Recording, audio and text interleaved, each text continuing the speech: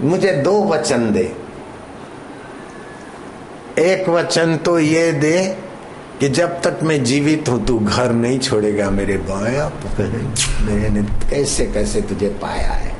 बोले मैया वचन दे दिया, तुम ज्यादा मुझे शर्मिंदा न कर माँ, मैं तेरे चरण छूता हूँ माँ। मैं वचन दिया जब तक तुम्हारा शरीर चाहे 10,000 साल जिए, जब तक तुम जिंदी हो तब तक शिवराम घर नहीं छोड़ेगा। घर का नाम शिवराम था। बोले बेटा एक दूसरा वचन दे दे। बोले माँ मांग ले। बोले तू साधु बनेगा मुझे पक्का है, लेकिन साधु बनकर तू खोज करना कि ब्रह्मज्ञानी गुरु के दर्शन सत्संग से क्या फायदा होता है, क्या लाभ होता है संत के दर्शन सत्संग से, उसकी तो पूरी जांच करना बेटा। बोले माँ वचन दे दिया, जब तक पूरा पता नहीं लगाऊंगा चैन से नहीं रहूंगा। दिन बीते, सप्ताह और वर्षों की कतार बीत गई। माँ बिचारी, सभी को मरना है, मरण धर्माश। माँ मर गई। शिवराम घर छोड़कर काशी चले गए। पहला वचन तो पूरा हुआ, माँ थी घर में तब तक। अब दूसरा वचन है संत ब्रह्मज्ञानी के दर्शन सत्संग दीक्षा से क्या फायदा होता है, उसकी जांच लगाए। तो बोले तीर्थ नाए एक फल, संत मिले फल 4। तीर्थ में स्नान करते तो धर्म लाभ होता है, संत मिलते तो धर्म अर्थ काम मोक्ष 4 फायदे होते हैं। लेकिन वो ब्रह्मज्ञानी संत और सदगुरु के रूप में मिलते हैं तो बोले अनंत फल। 7 पीढ़ियां तर जाती है, पाप दूर होते हैं, भाग्य की रेखाएं बदल जाती है, सूझबूझ बदल जाती है, अर्थजन दरिद्रता मिट जाती है, भावजन दरिद्रता मिट जाती है, विवेक जन्य दरिद्रता मिट। लेकिन पूरा फायदा क्या होता है? बोले पूरा तो हम नहीं कर सकते वर्णन। दूसरे तीसरे चौथे काशी के सारे बड़े बड़े संतों के चरणों में पापड़ बेल के थक गए। बोले पूरा वर्णन मैंने माँ को वचन दिया था। आखिर एक बुजुर्ग संत ने कहा कि संत के दर्शन सत्संग का पूरा वर्णन तुमको सुनना है तो तुम यहाँ से बंगाल चले जाओ। कटवा जिला का वो शमशान घाट में पहुंचो, वहां रघुनाथ भट्टाचार्य स्मृति ग्रंथ के रचयिता, वो तुम्हारी शंका का समाधान करेंगे। अब कहाँ तो काशी, और पहले का जमाना मोबाइल और फास्ट ट्रेनों का नहीं था, बैलगाड़ी और टांगा और तुम्हारी कच्ची सड़कें। कितने सप्ताह के बाद वहां पहुंचे। ये टाल वाले डॉक्टर तो बेचारे सोच भी नहीं सकते वहां पहुंचने। इनके यहाँ तो गुरु भागे भागे आ जाते, वो तो वहां भागे। कहाँ? कटवा। भट्टाचार्य ने कहा तुम इतना दूरी से आए हो और संत के दर्शन सत्संग का क्या लाभ होता है? भाई देखो, पूरा वर्णन तो मैं नहीं कर सकता हूं, लेकिन मेरे पास एक मंत्र है। उस मंत्र का तुम अनुष्ठान करो।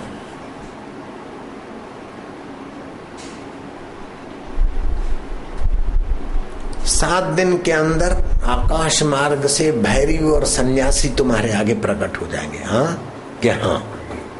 लेकिन देखो, ये मंत्र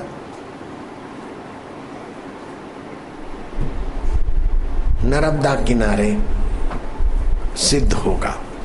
मुझे भी लालजी महाराज ने मंत्र दिया था, 6 दिन उपवास करना, 7वें दिन पूरा भूखा रहना है। 6 दिन एक टाइम खाना है, 7वें दिन सिर्फ पूरा भूखा रहना है। 7वें दिन रात को हनुमान जी प्रकट होंगे और ऐसी बातचीत होगी। ये होगा। मंत्र में शक्ति तो है, अद्भुत शक्ति है। जैसे गाली दे दूं तो अभी असर पड़ती है ना, गाली की शक्ति है कि नहीं है? और मीठे वचन बोलूं तो उससे आपका हृदय खिलता है, उसमें शक्ति है ना। नेता भाषण देते कोई बंदूक लेके थोड़ी जाते हैं, उन्हीं शब्दों से तुम मंत्री बन जाते हैं, मुख्यमंत्री बन जाते हैं, प्रधानमंत्री बन जाते हैं। शब्दों की ताकत है। देवगौड़ा प्रधानमंत्री बने और ऐसे दंडवत प्रणाम करे कि हमको आश्चर्य हुआ कि प्रधानमंत्री पद के व्यक्ति भी इतना नम्र हो सकते हैं। चंद्रशेखर आए, देवेगौड़ा, चंद्रशेखर, अटल जी और गुलजारी लाल नंदा आदि प्रधानमंत्री होने के बाद भी नम्रता का सद्गुण था। लेकिन संत दर्शन की महिमा क्या है वो बताने वाले रघुनाथ भट्टाचार्य ने मंत्र दिया। नर्मदा किनारे जाकर जप करोगे 7 दिन के अंदर भैरवी देवी प्रकट हो जाएगी और सन्यासी भी। मंत्र जपते जपते 5वां दिन हुआ और आकाश मार्ग से भैरवी और सन्यासी प्रकट हुए, स्तुति किया। अच्छा, संत के दर्शन सत्संग और गुरु दीक्षा से क्या फायदा होता है उसकी पूरी जानकारी का वचन दे बैठे हो माँ को। बोले आप अंतर्यामी हो। बोले देवों में शक्ति होती है, ब्रह्मज्ञानी के चित्त में भी वो शक्ति होती है कि हमको देख के कुछ का कुछ रहस्य बता दे, जान ले। तो देखो संत के दर्शन की पूरी महिमा किसी साधु ने, संत ने, कथाकार ने, जगत गुरु ने, मंडलेश्वर ने, महामंडलेश्वर ने, न्याय और वैशेषिक आचार्यों ने तुम्हें नहीं बताई, पूरी महिमा का वर्णन नहीं किया। हम भी नहीं कर सकते, रघुनाथ भट्टाचार्य ने भी नहीं किया। लेकिन हम तुम्हें 3 गोली देते हैं। इस नर्मदा तट का जो अधिष्ठाता राजा है उसके भाग्य में संतान नहीं है, सारे इलाज करके थक गया है। 1 गोली खाने से उसके भाग्य के लेख की पेख मिट जाएगी। ब्रह्मज्ञानी मुगध भुगत का दाता, ब्रह्मज्ञानी पूर्ण पुरुष विधाता। दूसरी गोली से संतान की जन्म होगी और तीसरी गोली का ये प्रभाव होगा कि बच्चा जन्मते ही तुम्हारे साथ बातचीत करने लगेगा कि संत के दर्शन की क्या महिमा है, क्या सत्संग का प्रभाव। शिवराम के हृदय में संतोष और उत्साह का उम्फान आया। 2 दिन बाकी थे, अनुष्ठान किया, थके थकाए शिवराम गांव के नजीक गए। बनिया को कहा भाई 7 दिन का भूखा प्यासा हूं, कुछ खिला दे। अरे महाराज बड़े भागे होंगे, छक लो, जो कुछ छकाना था। छकना समझते सरदार, और पंडारा छक लो। खूब प्रेम से भोजन छकाया। संध्या हो रही थी। अब पेट की भूख तो मिटी, लेकिन शरीर की थकान है। थोड़ा दूरी पर वट के वृक्ष के नीचे जाके लेट गए। इतने में एक घसियारा लड़का घास काट के बेचता था, मुश्किल से गुजारा करता था। रूखी रोटी चबाई, पानी की घूंट पिया। बोले बेटा मैं थका हूं, तू जरा मेरे पैर दबा दे। बोले हाँ महाराज, इससे भी कोई कर्म कटेंगे। सुन रहे हैं? इधर उधर मत देखना, इधर देखना मेरे सामने। ओ महाराज तो थके थे, चट से लेटे और टप से नींद आई। और फिर वो जो छोरा था ना महाराज के पैरों पे, वो भी थका था।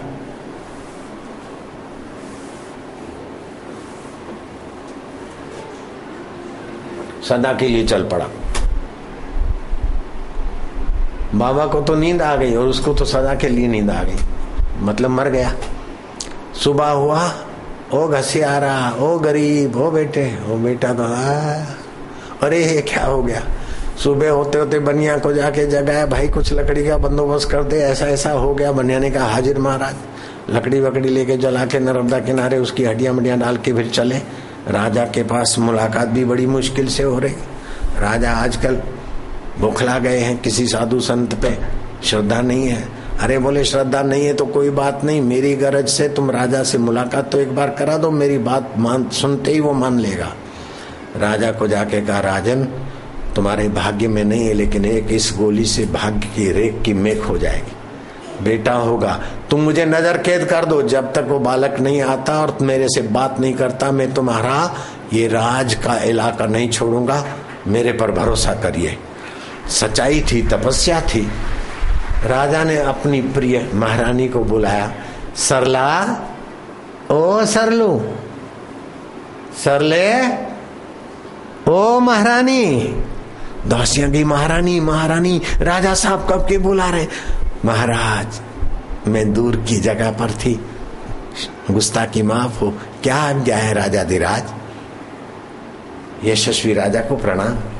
सरला, इस महाराज की बातों में मुझे बड़ा विश्वास और